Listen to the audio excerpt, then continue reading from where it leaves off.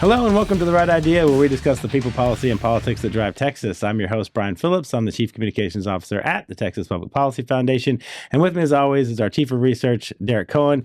Derek, we're almost there. No, actually, we're there now. We're past the emergency, the declaration period. So it's officially a free-for-all this week. Anything can happen. Anybody, bills, dogs, and cats can be friends. Everything can happen in the Texas legislature. How are we doing? Well, I think the one thing that impressed me the most is just the speed at which both chambers are moving now that it's, I guess gloves off or gloves on, depending on the metaphor we're using, I suppose. No, the House and Senate are getting along now. Well, that's actually something that I am actually quite pleased with. I know we've talked to previous guests about that, and I'm really excited to just kind of see the fruits of this new committee, we'll say. All right. Well, let's, as we always like to do, and we're very excited about our special guest. I'm not ignoring her at all, but we'll get to that in just a second. We always like to do something fun at the very beginning. Our hot take of the week. As a lot of people saw, the Southwest Airlines has officially said that only certain passengers will get to use the free bags. It used to be all passengers. That created a lot of controversy. A lot of people, tearing up their Southwest cards and saying, I'll never use Southwest again. So, Derek, the hot take, my question to you is, what's the one service that you use that would make you never use that service or that company or that product again if they took away that thing? Well, the free bags is an interesting illustration because they already made the announcement previously that they're going to assign seating, which also separate. Now, don't get me wrong, there's differing views on the whole cattle call element of Southwest seating. But with this change and their kind of, I would say, prices, and they're just another airline, right? That's right. Yeah. And so I think that when considering this question, what would I terminate my consumer relationship with if they changed, is if they ever removed the $1.50 Costco hot dog. Oh, that's a good one. I didn't think about that. It's like one. the same thing with like Arizona tea. It's like been at that same price point for So you would never go to Costco again if they remove the $1.50 hot dog. Much like Southwest is becoming just another airline. It's just becoming a bulk store, a Sam's Club. Another bulk store. And I'll introduce Representative Leo-Wilson here in a second. But this is kind of a fun thing. What would you do? You have one? Is there something that you use that you depend on that you, if you didn't have access to that, you would never go to that store? You would never use that company? I don't depend on it. But if they took away my Junior Mints and movie popcorn at the movies, I think I would. Buttered popcorn at the movies, right. I think I would just stay home and watch it. Yeah, if you go to $2 or something. Some of these new theaters, you can literally get a meal. You go to Alamo Draft House, you can get a hamburger and a pizza and all that kind of stuff. I think that actually takes away from the experience of just everybody, the shared experience of everybody in there having that massive tub of popcorn and eating it. So, so that's good. For me, I think it would be, this is kind of such a dad thing to say, but the daycare at the gym.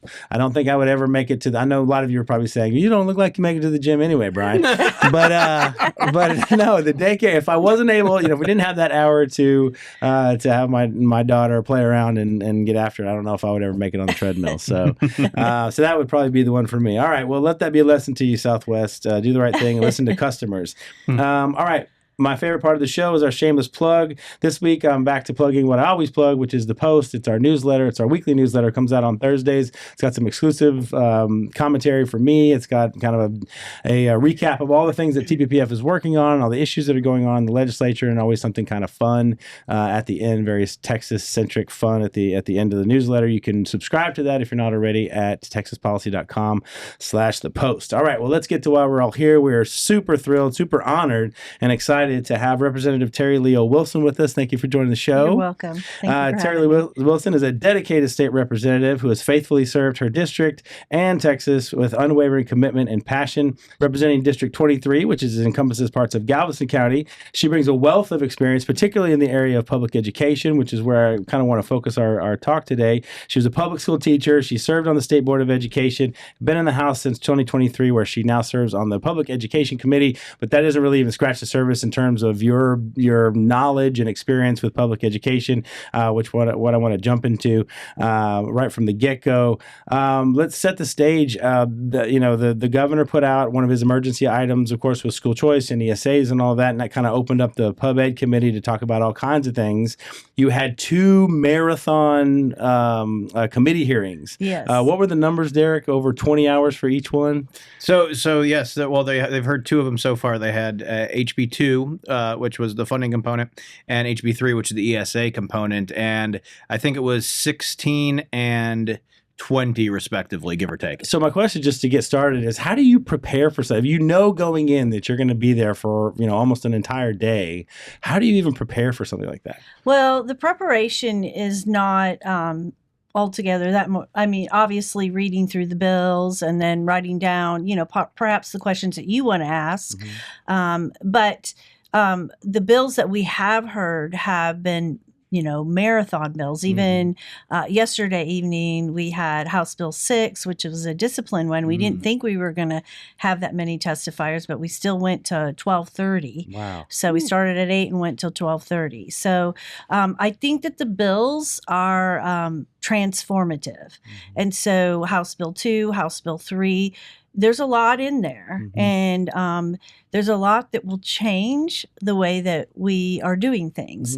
And whenever you have a bill like that causes change, when change is needed, I think that stirs up the comfort level of many people. Are worried about, well, what will this do? Well, and change with anything causes people to a little angst until they get comfortable and realize, okay, this is what the bill does. So all of that had to be talked about, and old citizens had to be heard. And I'm very grateful to Chairman Buckley for not limiting testimony. I think that's really great that we did have as many people that contribute to the process. I think in the end, that makes bills better. Do you think there's been a shift? I mean, I didn't realize that about HB 6 as well. Do you think there's been a shift in terms of the priority that people are putting on education reform? I do a lot of polling. We talk about it here on the show.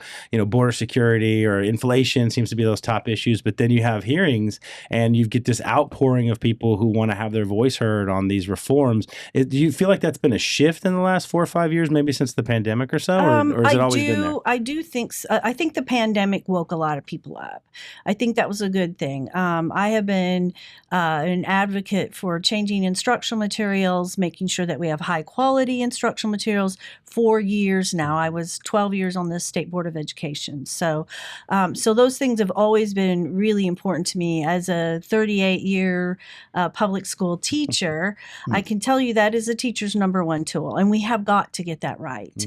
And so high quality materials was always really important to me, and it wasn't until COVID when people started looking over their kids' shoulder going, oh my gosh, what does that book say? Or, okay, wait, that's not the way we did math. Or, just kind of, it was the first time I think that was a real wake-up call.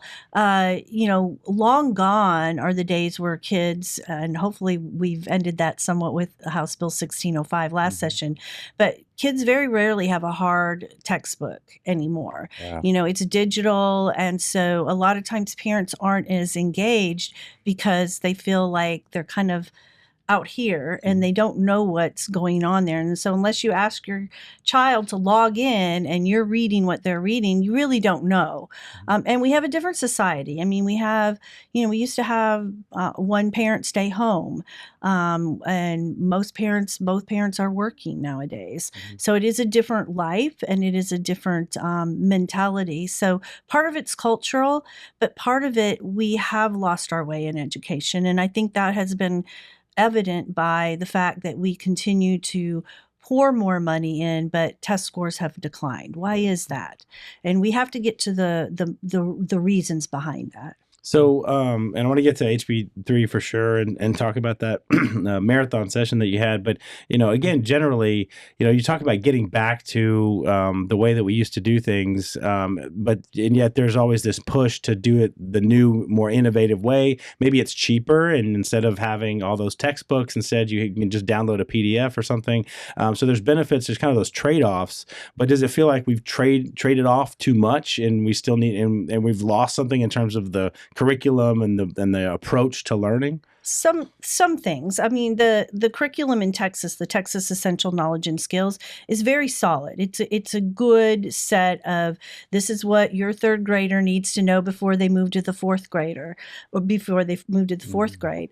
But I have a bill that's coming up this session, House Bill 100, and it's kind of piggybacks on 1605 in that prior to 2011, our elected members of the State Board of Education had a year-long entire process of duking out not just the curriculum, the TEKS, but also the instructional materials that went along that to ensure that 100% of our curriculum was in our instructional materials.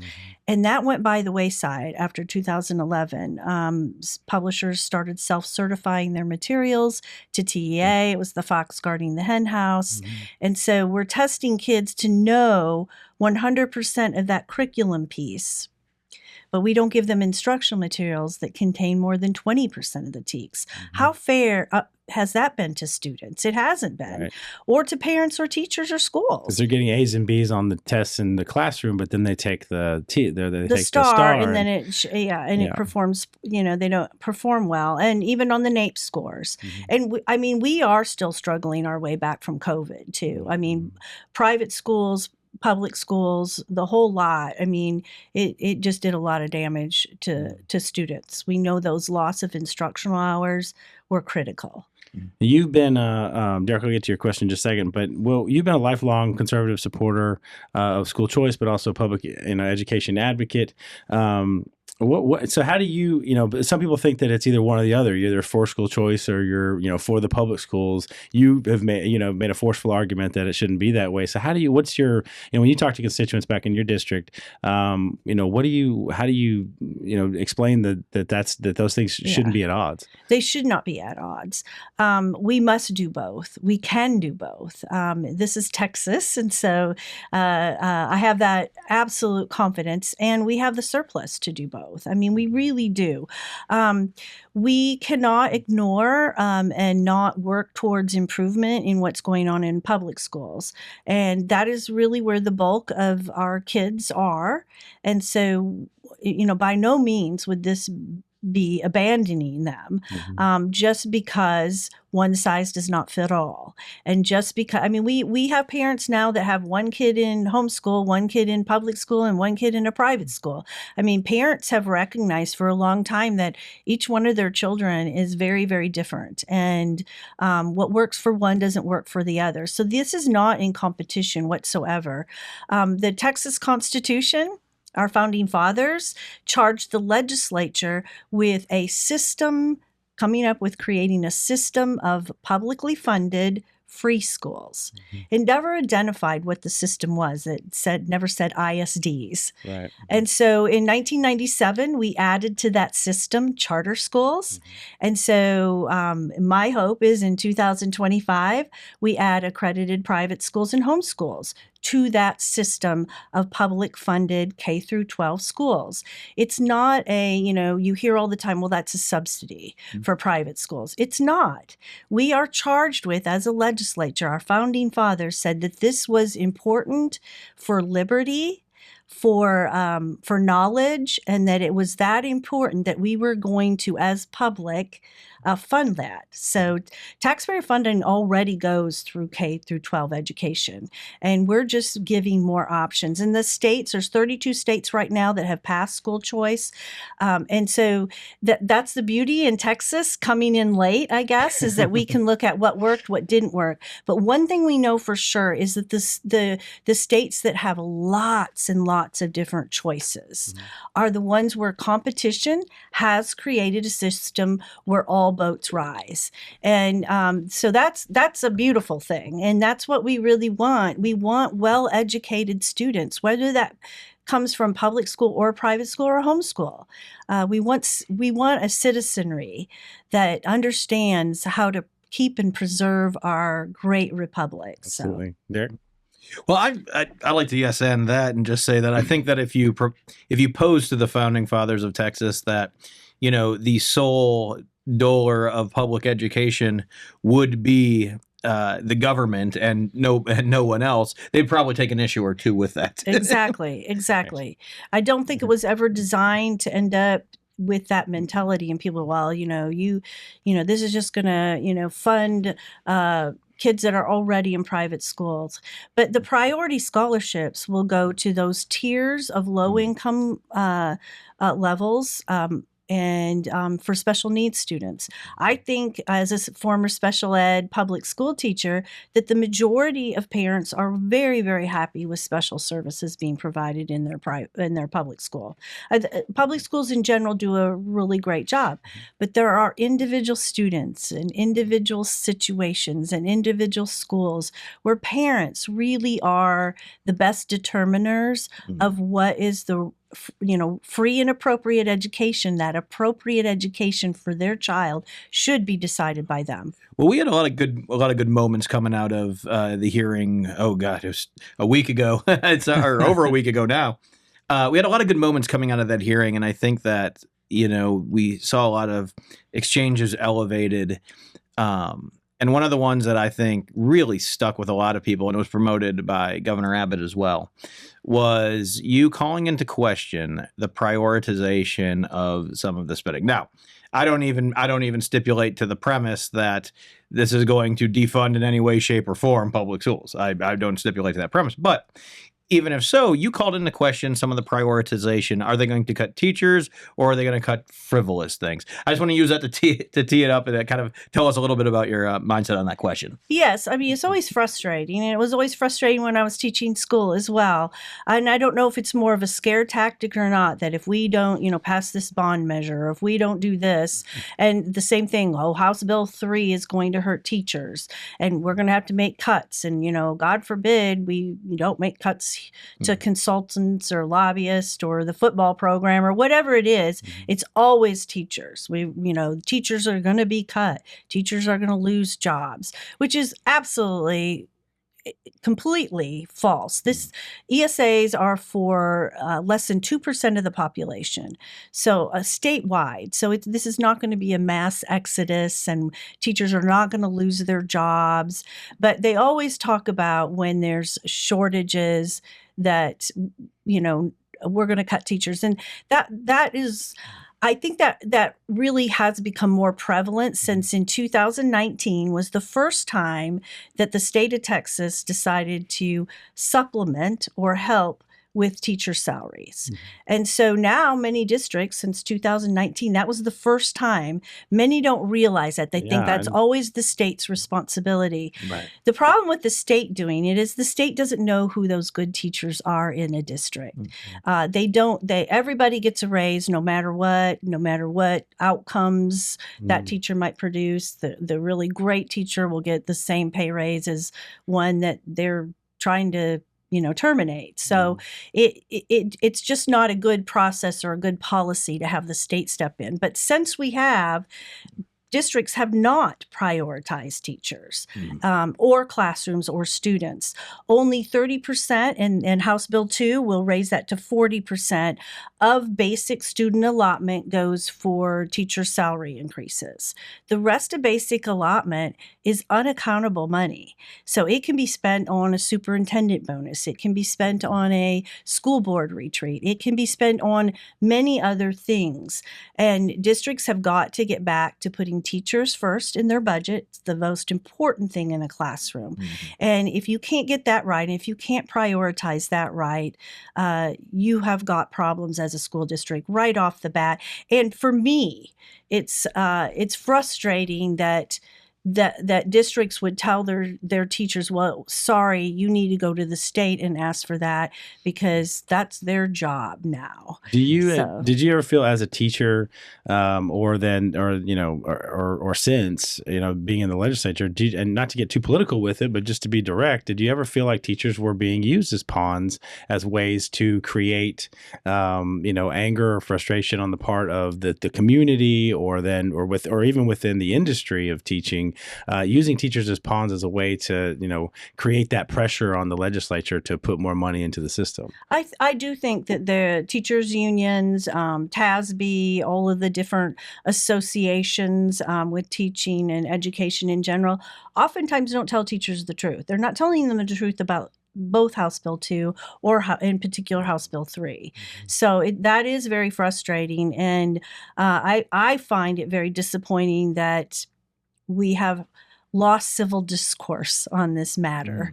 That saw some of that on Tuesday. Yes, too. and it's very disappointing to know that those are the people teaching our kids, and that if you can't have civil discourse, and I've asked multiple times, tell me the line in House Bill 3 that creates government intrusion. Tell me the line in House Bill 2 where, and it's like, tell me what you want fixed, okay? Tell me what is wrong here, because I'm willing to look at it. I'm willing to amend. I'm willing to consider. But just this I've looked at some of the criticism on this. I've looked in trying to find substantive criticism of this, and it's very few and far between. Right. And it looks like, you've already addressed the subsidy issue and how this isn't a subsidy. And I would actually say it's more like a service than a subsidy, because you're paying for teaching services essentially. But on the question of strings attached, if you look at the things that people say are, this is a string that's attached as a result of taking the money, it's actually just an accountability measure. Correct. To make sure that, because as taxpayers, no matter what we spend taxpayer dollars on, government has to ensure some level of accountability so that they can get a report, or that they can evaluate how the money was spent and determine whether or not that was allowed by the law. And so if there's some kind of reporting or something like that, some others might say, that's a string attached. So they're either, they want accountability. As good conservatives, we say we want accountability, but then at the same time, voices on the right would say, that's a string you're attaching to parents. As we are fiduciaries of the state taxpayers' dollars as legislators. So yes, there does have to be accountability, and they do mix those things up because there are two, what they're calling strings for private schools that the private schools are already doing. So how can it be a string when you're already doing it? If the ESA only qualifies at an accredited school, they've already went through the accreditation process. If you're already doing a standardized test of your choosing and you're administering it, which private schools are already doing, how is that a string? You're not telling them they have to do anything new to get the money. They're already in the process of the accreditation process creates accountability.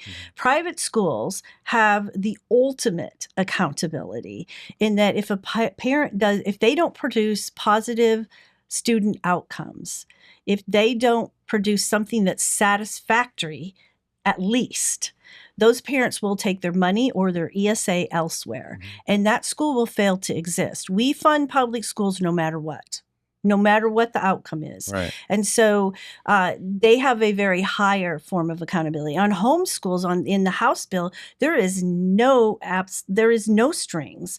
What some of them are fearing is this vendor list. I have looked at it. The vendor list is nothing more than commonly used homeschool materials. So what will happen is if your material is not on there as a homeschool parent, you merely fill out a 2-page application to put your material on there. It's a 2-day process, the review. It doesn't take long at all. They review it to ensure, again, accountability that this is an instructional material. You're not buying, toothpaste that's not on an IEP or something, that they're making sure that that's the only qualifiers, that it's instructional. We want that kind of accountability on taxpayer dollars. And the overriding thing for homeschoolers is, though, you don't have to apply. Or you can apply and get your ESA and use it on dual credit. If you're worried about the vendor list, then don't buy off the vendor list. But you can and it's a never-ending vendor list. It's one that parents can add all sorts of materials to. The only reason it's pre-approved is so that if there's 2 homeschool families using the same curriculum or the same instructional materials, they don't have to keep reapplying for it. It's already on the list. It's already been looked at. It's already been assured that it's instructional and a proper use of your ESA dollars. I want to get your reaction to this. This is one of the things I've been thinking about throughout this whole, and I know TPPF has been working on this for about 35 years. You've actually been working on school choice for about 40 years, is what you told us. So you go back. You're the OG even before TPPF. The one thing that both sides agree on, and they both admit, is that if given the opportunity, to choose a educational system different than what they're being offered. If just given the opportunity, both sides agree that millions of parents would actually take their kid to a different school or a different educational opportunity. The right believes that because if you give parents choice, that's what happens. The left admits that because they are worried about the funding, right? They complain about where the funding is going to leave the public school and go to a private school. So both sides admit or concede that if you gave parents options, they would use them. I wonder if the people who are opposed to school choice, if they thought about why that was, if they understood why parents would choose something other than what they're being offered by the public school system, we might not be here. Yeah. If they had thought more about that, about why parents would want to leave. So instead of gripping more tightly on them and restricting their options and opposing charter expansions or opposing charters at all, if they thought more about why parents would want to leave, maybe we wouldn't be in this situation right now. Is that a fair assessment? That is a fair assessment. I just it just came out this morning in the Galveston Daily News, but I wrote a rebuttal to one of the teachers that I know well and respect in the Galveston area. He's retired, but one of the things he said was, well, I'm fine with school choice basically if they have to follow all the same rules. And I said, but that's not what we're charged with. We're charged with creating a system that includes many different options. And I'm not in favor of rules that are bad for public schools. Let's get rid of those. But neither am I in favor of replicating the same rules that have failed to produce positive outcomes. So that's kind of a ridiculous thing, like all things have to be equal. Well, why? Equal for who? We want opportunities for all children to learn.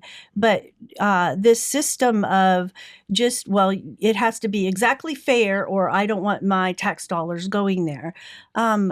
Well, who cares? Who said the rules all have to be the same? Exactly the same. That's right. Like you're just making that up. I'm going to go read that piece now. Yeah. So, ma'am, you mentioned 1605 earlier, and that was quite a Herculean lift last session. Will you give our listeners just a little bit of an explainer on what it did, and more specifically, from your educated perspective, educated obviously being advised in this case, but from your educated perspective, both as an in-classroom teacher, an administrator, a school a SBOE member, why that bill was so important? It was huge. We have, and it breaks my heart, but I really feel like we have lost a generation. When I was on the State Board of Education, we had an approved list and a rejected list. The curriculum, the TEKS, went through a year-long battle. It was the battleground, Texas was, for refining those. But we also had a year-long review, very transparent and open textbook process, where in the end we ended up with some really good materials. That closed down in 2011, and publishers self-certified whether their TEKS were in the textbooks. And what publisher's going to go, oh, my material is not good. I am deficient. Let's do business. I don't have them all, so don't buy. So I mean, it was just like that system was going to work. Yes, but also we saw a lot of agendas in school books. We saw not the best teaching practices. We know what the best way to teach math is. We know what the best way to teach reading is. And not everybody agrees with that. We saw less of the academic part of textbooks and more of what we would call indoctrination, one viewpoint, one very narrow viewpoint. And it was those things that we stopped kind of from being put into place by majority vote. And then when it flipped in 2011, it was like a flood of, most of the people that write instructional materials are from liberal academia. They are. Most of the publishers. Derek's from academia. Yeah, not liberal academia, though. Just saying. I don't insult anybody here. But so it wasn't. I could see what we pushed back against and what we got changed, and I knew all that would just flood in. And I do think one of the things that Mike Morath noticed, he started looking at test scores and why did they decline in 2011? What happened? And he realized it was that law, and that created the decline. And then he started looking at instructional materials and going, wait a minute, where are the teaks in this book? And I think that unless you were an experienced, probably certified teacher that's been in the field for a while and you are looking for certain elements to be in those books, if you were a new teacher, you wouldn't know that. If you were a new teacher, you might not know what is Sputnik and when was that. And so, but an experienced teacher would be looking for those things. And then the experienced teacher was going, well, this material doesn't contain that. Right. So I'm going to go out and spend hours upon hours trying to find really good material for my kids. And then there's no, like, you don't know what they're getting, right? There's no transparency there, no accountability, right? And so hopefully they're doing the right thing. But a brand new teacher would go, okay, that's what I teach from, and not realize that there's missing stuff there. That what you need academically is not in that book. They don't know what they don't know. They don't know what they don't know. And so that has been going on for 12 years. And I think 1605 was the best bill that has come out of the legislature in those 12 years. It has given me hope.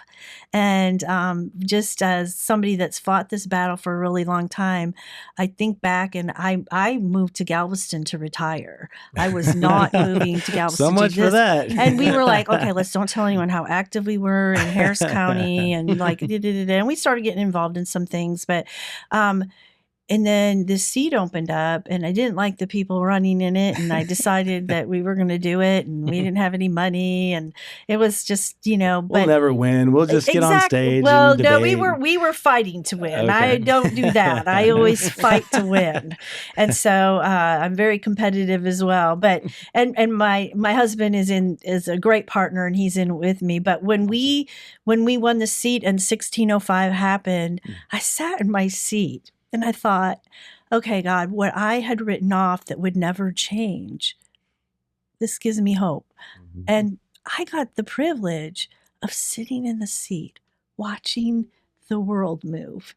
And I didn't think, because I really had given up probably 2 years prior, going, I'd haul my textbooks over here to the legislature, every subject area, every grade level, and I haul them on a dolly, and I'm like, okay, just pick. I'll show you how bad these are. Just pick one. And so, and I could, and I had them all highlighted and all read and indexed, and so, but nobody was listening. And I thought, you know what? I thought nobody was listening, but Brandon Creighton remembers me and my dolly. And when I sat down with Mike Morath, I was like, oh, you got it. You understand it. And so it was really neat because that, I think, changes things. In that Bluebonnet curriculum lies a classical education. It lies the best reading practices, the best math practices. When you go in and you look at the pilot program of those schools, they have raised their test scores. But more important, you once again see kids going, ooh, ooh, ooh, right. They are engaged in that material. It's interesting. The teachers are loving it. The teachers were kind of like, and I get it, I was one, but they're like, oh, great, another pilot program for us to try out here, right? But they are loving it. It decreases their prep time. And exactly. I was going to say for the teachers, there was push. The pilot programs, you're absolutely right. We saw, overwhelming, support from teachers because they get to do the two things that they're supposed to do, which is teach and then evaluate the kids to make sure they're learning instead of teaching something and then moving on to going and downloading new lesson plans and all of that. And so, as you said, it's been, the game changer for everybody. You kind of stole the headline. You're a great op-ed that I love to send to everybody. I mean, that's what you said in it, was that it was, quote, the best piece of legislation to have surfaced in the last 12 years. Now that we have HB2. Because it's the generation. We can't lose another generation. Mm-hmm. So the three things, that studies will show matter the most to improving educational outcomes are our curriculum, our student engagement, and excellent teachers. Yes. And so HB 1605 addresses the curriculum. Yep. You've got the school choice bills and ESAs that are getting parents more involved in the education of their children. So now on the teacher front, I know HB 2 does some things, and maybe that's the bill, maybe it's not, but in general, what's your approach to improving teachers and making sure we're having the best teachers involved in the system so that they can, teach the right curriculum and all that? I think that there's a lot we can do, and I've got a couple other bills out there, but we have to prioritize them, both locally and statewide, and paying them a living wage. I mean, we have some rural teachers that are just really hurting. Last session, we shored up some of the TRS issues with some of the older teachers that just barely could get by. We're scraping by. So we've got to change that. We've got to do that to draw more people into the profession. I would like to see some things done with discipline and class discipline, and that's one of the things we talked about in House Bill 6 last night.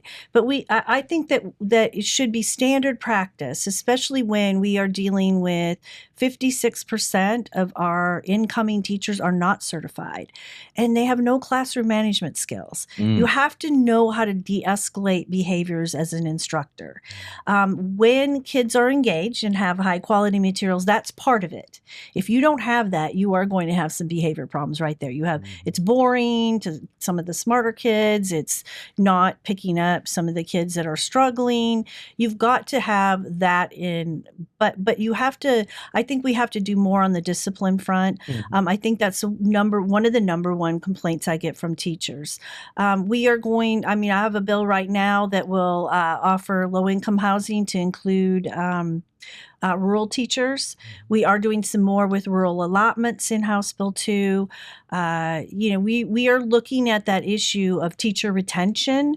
When you create a good teaching climate, when you have a building that has the proper tools to engage in discipline of students, to facilitate a teacher, to help her out when she or he, when they're having difficulty with a student, for the sake of the other learners in the classroom as well.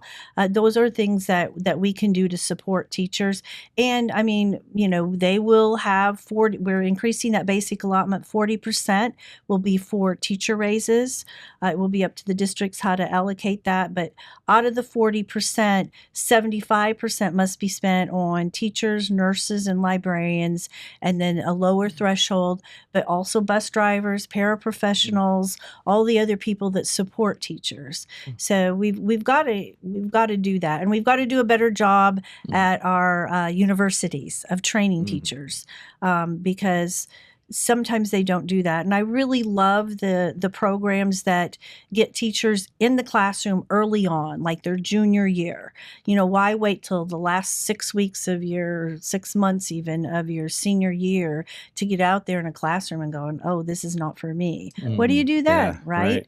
So you'll be glad to hear we've tested that question on polling on the discipline question a couple of times, and I think it's about we asked people, should teachers have more authority in the classroom to discipline the students?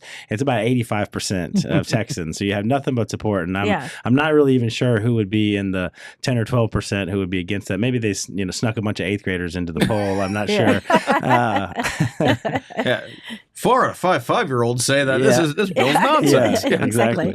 My teenagers said that too. Another bill, it's not fair. A couple other issues I want to jump. I want to hit. Oh, and by the way, I wanted to mention on 1605, as much as a struggle it was, to get it through the legislature, but then also to get the SBOE to approve it as well. That was a big fight last year. Just recently, the 7th largest district in the state, Conroe ISD, approved the Bluebonnet curriculum. So this isn't just as they may be characterized as smaller districts who are just looking for the money that comes with it. These are large districts as well that are saying, look, this is a life-changing or game-changing situation for our students and our teachers. Yes. So I want to mention that as well. Another bill, which was just up, I think it was just today, Derek, was the smartphones in classes. Yesterday.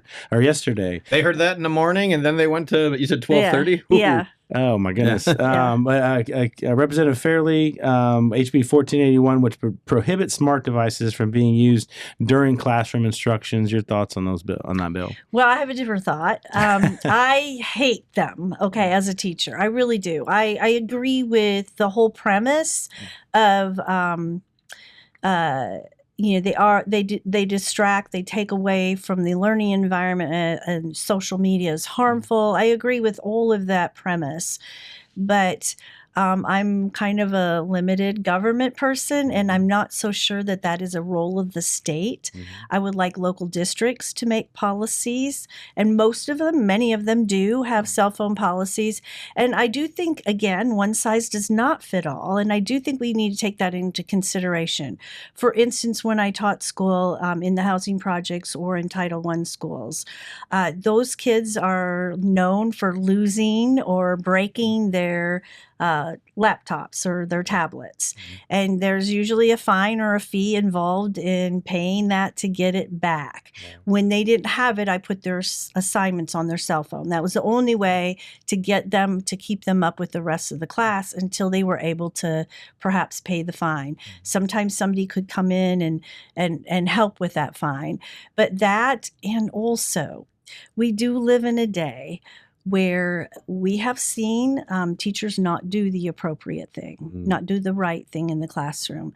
And if that's happening in a high school, I don't mind my child recording that and sending that home and saying, this is what my teacher's telling the class, or whatever. I mean, I don't have a problem with that. I'm in favor of cameras everywhere. At first I wasn't when we passed that law for special education. I ended up loving it. If you are doing the right thing as a teacher, you have nothing to fear, and it actually protects you. And so for those reasons, I would prefer that local districts make that decision. Derek, limited government, but cameras everywhere. Well, I appreciate her nuance. I appreciate her nuanced take on that. I mean, it is. I had questions about the privacy part of that, but also I think cameras make things transparent. I supported a bill last session with a Democrat to make sure that all prison guards had cameras for both purposes. If there was a prison guard doing something wrong in that prison and was not treating everyone fairly or something, that went on camera. Also, if they were being attacked, or if if something was happening from there. Yeah. So I think it protects. Cops wear it, right? It protects everybody. Yep. And so I kind of feel like unfortunately, we have gotten to that day where we see weekly a teacher being accused of something, and it's real, and they have been convicted of that crime.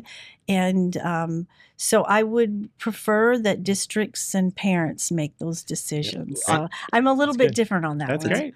That's why we have these discussions. Contrasting voices. Yeah. So one more policy question before we move on. I want to make sure we get this because this is a very important bill.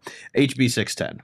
So we can't talk about limited government if we're talking about exorbitant wages for superintendents. Now, that in and of itself is its own thing, but here in 610, we're talking about ones that don't even work there anymore. Yes. Give us a little bit of the background in what kind of led you there, and what's kind of the animating principle. What are we trying to tackle with 610? Well, with 610, we have seen when a superintendent has done something wrong, or the board is no longer happy with their superintendent and they would like to terminate the contract, we see either a year-long negotiation process that takes up tons of board's time. If the board pays out more than a year's worth of their salary on the severance pay package, then that gets deducted from the foundation school program for that. And that hurts all kids, all students. That's money that you don't have, that can't go to teachers and classrooms and students, that you've just used as a golden parachute buyout for somebody that you were terminating for doing something wrong. That is doing something clearly wrong. So it's like any other job. If you're being terminated, how much of a package do we need to get rid of you? Right. And so that has been abused. I mean, I think we went from, and I gave out the numbers last night, and I can't quite remember it, but I think it was plenty of articles backing you up, by the way. I mean, the Fort Worth, it's been something like Bend. $83 million has gone from the school foundation program, or the foundation school program, because the TA, the commissioner, has commanded that when you have that overage, it comes out of that when you have to overpay. So Florida has already done it. Texas has already done it. But this is a severance package deal where I think it takes some pressure off school boards as well, and it takes the negotiation away. I mean, you can always make it shorter, but it caps it at 6 months salary, plus you would get your benefits and bonuses that you've earned up to that point. One of the things I always like to say when you have this mind-blowing, eye-popping numbers, whether it's here with superintendents or in the private sector, I say, oh, it's good work if you can get it. They're not even working. Yes, yes, exactly. And I mean, that's just the thing is right now it's 5 years. There is a 5-year cap or limit on how many years of a contract you can sign with its superintendent. And so that has created some problems. So maybe we need to lower that to 3. You can have a 3-year contract before you renegotiate. Why isn't it just at will like everybody else in Texas? I mean, if you're doing a good job, you keep your job. If you're not, you can't ask those questions, Brian. Yes, exactly. That's for another session. Well, that's how legislators have it with our staff. It's like, oh, sorry. Yeah, that's every job I've ever had. Exactly. Most of us live in the real world, though, but that's government and state, and so. Just on a lighter note, because we only have a couple minutes left. I still got to go back to those committee hearings, because does it feel like 20 hours, or is it like you're just ripping through? First of all, you lay out the bill and you kind of have a conversation, amongst the members. I'm sure you all have the very important questions that you have to ask the bill author and clarifying, and that's all really interesting, particularly to us. But I'll be honest, and Derek and I go back and forth on this all the time. Here's where we disagree. I just don't. I understand why you want to have the public's input on all of these bills. I think the place that you should do that is with your member. That's what the only thing that Congress gets right. They get nothing else right. It's just that if that member, if you're the constituent, you should go directly to your member and say, I don't like this bill. And if you want to dress up like Dracula or whatever it is. You saw Dracula testify once in State Affairs, and he's never. There's a little Bo Peep the other day, so there's more. But if you want to do all those antics, you go directly to your member and you voice your opinion. You don't do it there at the committee where they're trying to fix the bill and they're trying to understand the bill. I know Texas does it different, and Derek thinks I'm anti-democracy and anti-American for thinking my one devil's advocate in the very favorable to your view way that you laid out, I would say that maybe in Miss Leo-Wilson's district, they have somebody who has a really good perspective on special education needs and funding for special education needs. And maybe Miss Hinojosa doesn't have that same advantage. Although she's pretty good at that. So. Yeah, that's and believe me, I'm sure she'll ask about it. But that being said, you have somebody else on the dais whose constituent composition does not mirror that of her own. Mm-hmm. And that gives an opportunity for, especially if Miss Leo-Wilson wants to bring somebody or ask somebody to come and share their perspective, that they would have the ability of hearing from that person as well. Yes. So when you're there for the 24 hours, does it feel like it at all? Do you ever get tired, or are you just down a coffee or whatever? Well, I'm so passionate about education. So for me, and I do think most of the members that were selected for that committee are that same way. We really want to get it right. We really have a desire, even though we may disagree on what that is. I think that most members are very engaged because they feel like I do, that this is our children. This is our future leaders. This is our future legislators that will be around. We have got to pay attention. We've got to get it right. We disagree on what is right sometimes, but I do believe that most of the members there, you saw Harold Dutton and John Bryant and Elma Ellen, who are, more senior than I am, and I'm 65. They were there the entire time. Yeah. The whole 23-hour hearing, they were there every moment of it. And I think the members all ask good questions.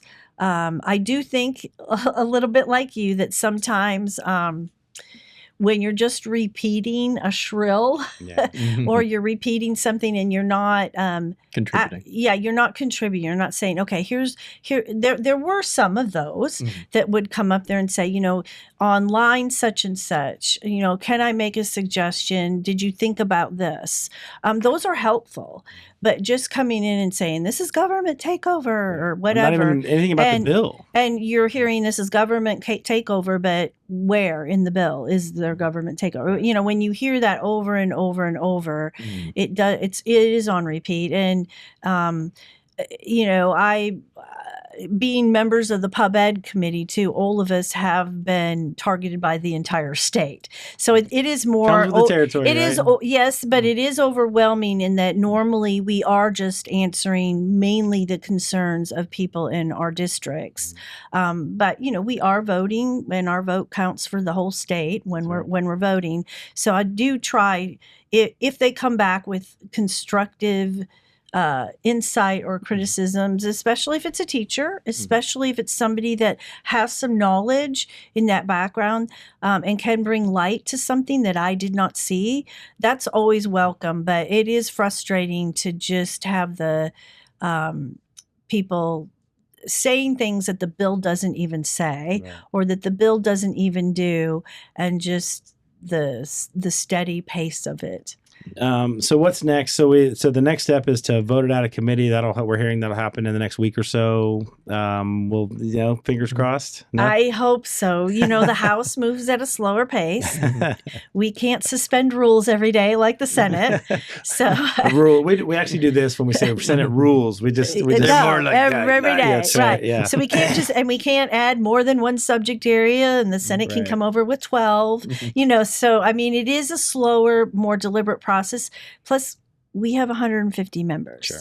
Well, that's what I was going to get to is the floor debate. Even if you can get out of committee next week, then there's got to be a lot of, strategy going on and making sure that all the ducks are in a row before you hit the floor, because this is it. This is probably going to be the most contentious bill of the session. I think it will be. And so I wasn't going to ask you necessarily for your timeline on that, but do you have any sense of, is it going to get done this session, or maybe I'll just go there? No, we will do it this session. Okay, I'm confident we will get it done this session. I won't use the S word and put that out there. But always, because also the House is very different makeup than the Senate. We have 88 Republicans and 62 Democrats. So we don't have an overwhelming majority. So because of that, there will be amendments coming, and it can come, each member can do how many ever amendments they want. It's not like limiting it to 31 people.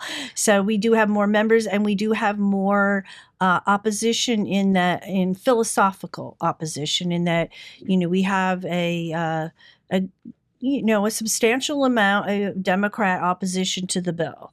And so we will have to hear.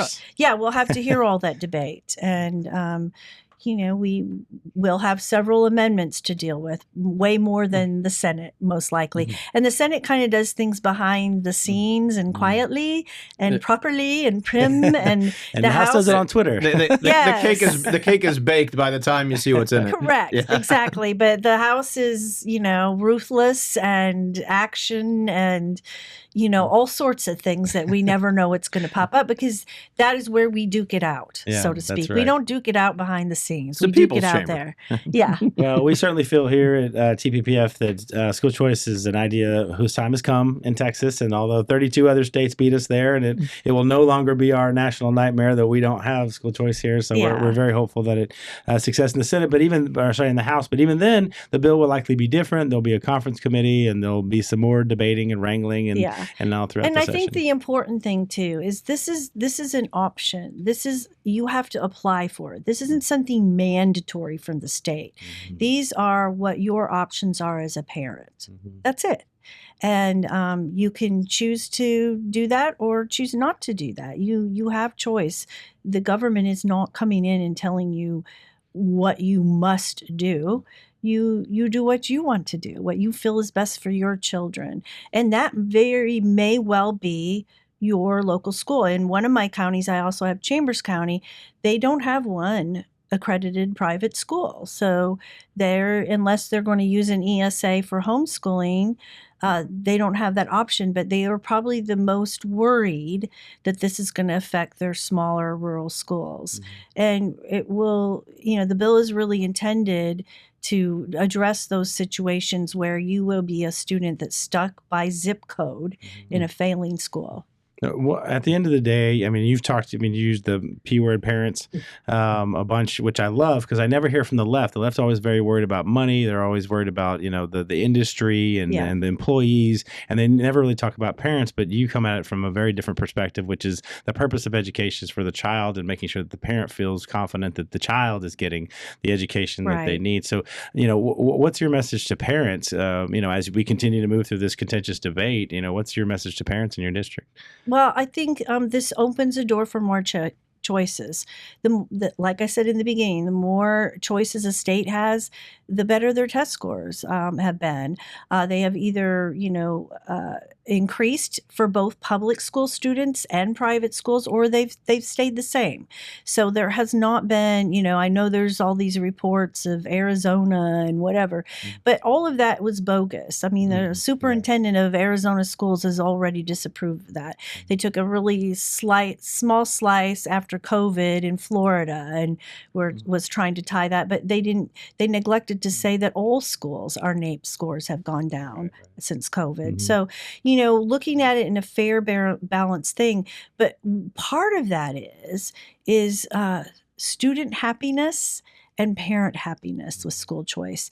Even let's say their academics stayed the same, but maybe their social, emotional situation changed. Maybe they were being bullied at a school. And imagine what that's like for a parent, having to deal with a child that just absolutely doesn't want to be at school because of that. They hate it. It's impeding their learning. And now they're in a little class with 7 kids and they're okay. I mean, that's just like a huge relief. And so it's not all about, yes, we do need to make sure that we are producing outcomes for highly successful graduates.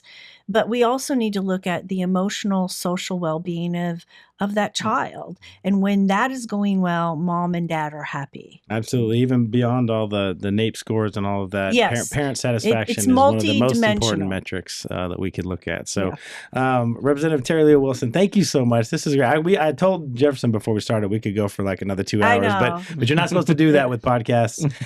There's a bunch of other education issues. Hopefully we'll have you back after we pass school choice and after the governor signs it. Would love to talk about the ins and outs of all what's going to happen really between now and by the time the bill passes, hopefully. So I would, and I encourage everyone to read the bill.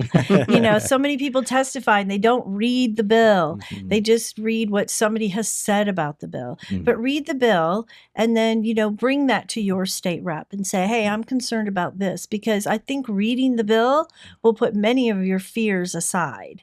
And also realizing that this is just a very small student population that this ESAs will take in. It's not going to be a mass drain on public schools.